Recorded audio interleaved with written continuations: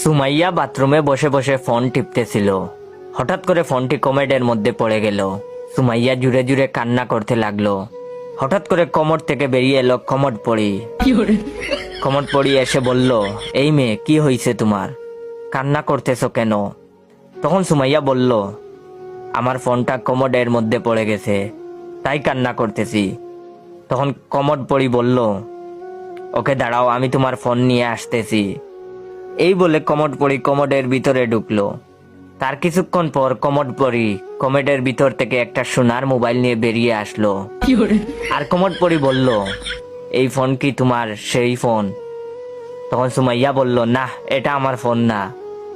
তো আপনারা এখন কি ভাবছেন, সেই জলপরীর মতো আরেকটা ফোন নিয়ে আসবে? আসলে একদমই ভুল। তখন কমোড পড়ি বলল, হারামজাদি, তুই কি মনে করতেছিস? এইটা কি সোনার ফোন?